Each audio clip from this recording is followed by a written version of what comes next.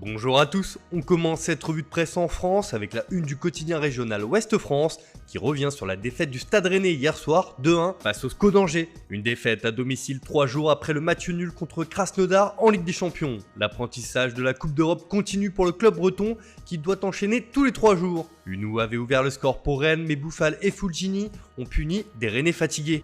Avec ce revers, les Bretons restent sur le podium à égalité avec le PSG.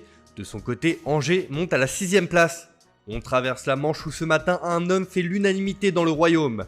Depuis le début de la crise du Covid, Marcus Rashford se mobilise pour que les enfants anglais en difficulté puissent avoir des repas gratuits. La semaine dernière, le joueur de Manchester United a proposé de prolonger son programme de repas scolaires gratuits durant les vacances, car le gouvernement avait décidé de le stopper. L'attaquant ne s'est pas découragé et a lancé lui-même un appel sur son compte Twitter au commerce pour qu'ils s'investissent à distribuer des repas gratuits aux enfants. Une initiative qui fonctionne et qui force l'admiration chez tout le monde.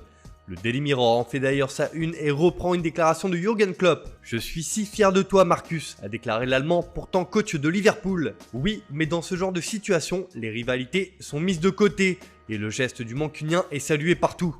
En tant qu'entraîneur de Liverpool, il est délicat de complimenter un joueur de Manchester United. Mais ce que Rashford a fait est incroyable, a confirmé Klopp. The Independent souligne que le coup de pression de Rashford au Premier ministre a fonctionné et que les entreprises locales se mobilisent. Hier soir avait également lieu le premier match de la 6ème journée de Premier League. Et c'est le Leeds de Marcelo Bielsa qui s'est largement imposé face à Aston Villa 3-0. Et les promus peuvent remercier leur attaquant vedette Patrick Bamford, auteur d'un triplé comme le souligne le Daily Express qui fait dans le jeu de mots. Mais aujourd'hui, le match qui est attendu par toute la planète football n'est autre que le Classico entre le FC Barcelone et le Real Madrid. La presse madrilène comme le journal AS lance déjà le choc et donne rendez-vous aux deux équipes sur le volcan. Premier Classico sans public marqué par la crise institutionnelle du Barça et la crise sportive de Madrid, écrit le quotidien. Un match forcément différent cette année avec la crise sanitaire. Et pour Marca, c'est une nouvelle pression sur la normalité avec cette rencontre. Le Barça et Madrid s'affrontent à un moment délicat du premier Classico sans public. Heureusement, il y a quelques bonnes nouvelles avec le retour de Sergio Ramos côté Real et celui de Jordi Alba dans le 11 barcelonais.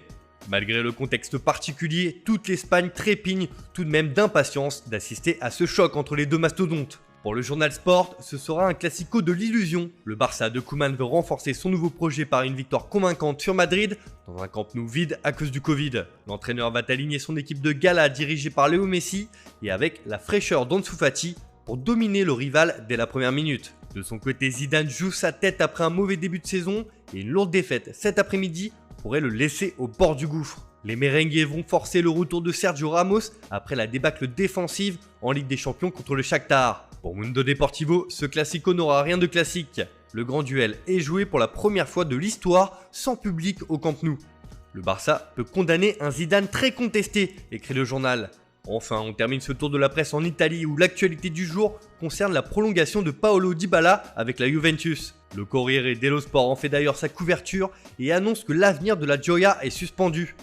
L'Argentin désire être le numéro 1, mais son contrat expire et un accord entre le club et le joueur n'a pas encore été trouvé, ce qui n'annonce à rien de bon. Les bookmakers sont d'ailleurs persuadés que l'attaquant va quitter la vieille dame. L'Argentin pensait faire partie immédiatement du nouveau projet initié par Andrea Pirlo, mais pour l'instant ce n'est pas le cas, ce qui force sa réflexion sur son avenir. L'absence de Cristiano Ronaldo amènera l'entraîneur à l'aligner probablement aux côtés d'Alvaro Morata ce dimanche contre l'Hellas Vérone. La Gazzetta dello Sport évoque également le futur de Dybala et indique que c'est un match Juve-Dybala qui va se jouer dans les prochaines semaines. Pour le moment, l'ancien de Palerme va retrouver sa place de titulaire 2 mois plus tard. Voilà, c'est tout pour ce matin. Bonne journée à tous. On se retrouve un peu plus tard sur Foot Mercato.